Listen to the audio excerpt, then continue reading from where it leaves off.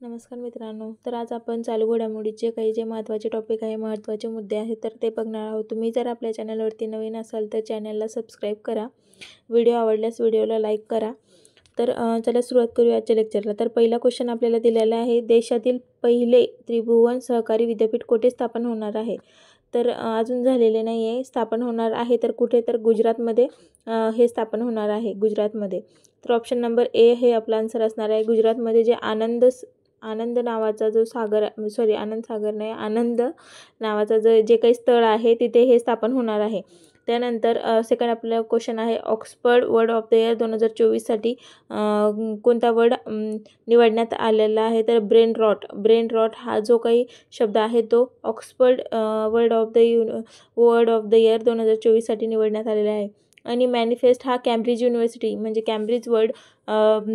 कॅम्ब्रिजने हा word of the year जाहीर केलेला आहे। त्यानंतर नॅशनल डेव्हलपमेंट बँकेचा नवीन सदस्य कोणता देश झालेला आहे? तर इंडोनेशिया हा नॅशनल डेव्हलपमेंट बँकेचा 9वा सदस्य झालेला आहे। बघा मित्रांनो, 9वा सदस्य।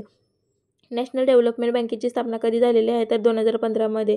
आणि हा निर्णय कधी घेण्यात आलेला आहे? तर 2014मध्ये 2015 मध्ये स्थापना झाली, जी की ब्रिक्स या देशांनी केलेली आहे, ब्रिक्स। तर ब्रिक्स हे कधी स्थापन झालेले आहे? तर 2001मध्ये।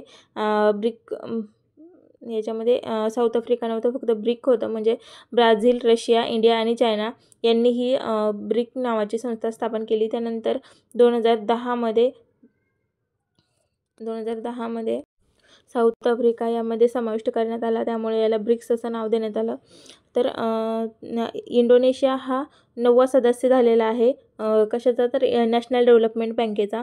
आणि ब्रिक्स या देशामध्ये किती मेंबर्स आहे म्हटलं तर 10th म्हणजे 10 मेंबर ब्रिक्समध्ये आहे।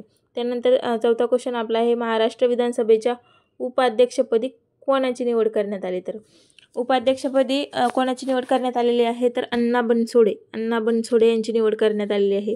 राहुल नॉर्वेकर हे कोण आहे? तर विधानसभेचे काय आहेत ते? अध्यक्ष आहेत। आणि राम शिंदे हे विधान परिषदेचे अध्यक्ष आहे मित्रांनो, हे लक्षात ठेवा। तर आपला आन्सर काय असणार आहे? अण्णा बनसोडे यांची महाराष्ट्र विधानसभेच्या उपाध्यक्षपदी निवड करण्यात आलेली आहे। त्यानंतर टाटा मोटार्सने ब्रँड ॲम्बॅसिडर म्हणून कोणाची निवड करण्यात आलेली आहे?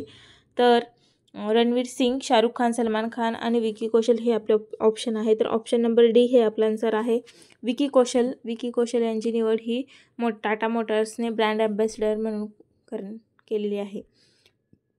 त्यानंतर 6वा क्वेश्चन आपला आहे, ऐक्मे सराव कोणत्या 2 देशांदरम्यान होत आहे? तर पहिल्यांदाच हा सराव होत आहे, तर कोणत्या देशांदरम्यान होत आहे? तर इंडिया आणि आफ्रिकामधला जो तांझानिया हा देश आहे यांच्यामध्ये, इंडिया आणि आफ्रिका यांच्यामध्ये हा ऐक्मे युद्ध सराव होत आहे।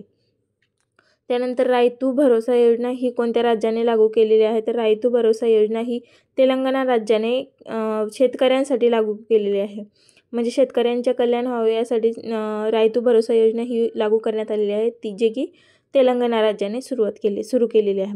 वर्ल्ड टीबी डे आपण केव्हा साजरा करतो? तर 24 मार्चला आपण वर्ल्ड टीबी डे साजरा करतो। आणि या वर्षाची थीम काय आहे? तर yes we can end TB ही 24 मार्च 2025ची थीम आहे। त्यानंतर 59वा ज्ञानपीठ पुरस्कार कोणाला देण्यात आलेला आहे? तर विनोद कुमार शुक्ला यांना 59वा ज्ञानपीठ पुरस्कार देण्यात आलेला आहे 2025 मधला। 2024चा जो 58वा होता तो कोणाला देण्यात आलेला आहे? तर गुलजार यांना आणि रामभद्राचार्य आणि गुलजार यांना 58वा ज्ञानपीठ पुरस्कार देण्यात आला होता। त्यानंतर वर्ल्ड कप 2025चा किताब कोणी जिंकला आहे? तर वर्ल्ड कप 2025चा किताब जिंकलेला आहे आपल्या इंडियाने, आणि हरवलेलं कोणाला आहे? तर इंग्लंडला। आणि ही कुठे झालेली होती स्पर्धा? तर इंग्लंडमध्ये झालेली होती, हरवलं आपण इंग्लंडलाच आहे। जर तुम्हाला व्हिडिओ आवडला असेल तर व्हिडिओला लाईक करा आणि चॅनलला सबस्क्राईब करा। इथे मी व्हिडिओ एंड करते। थँक्यू।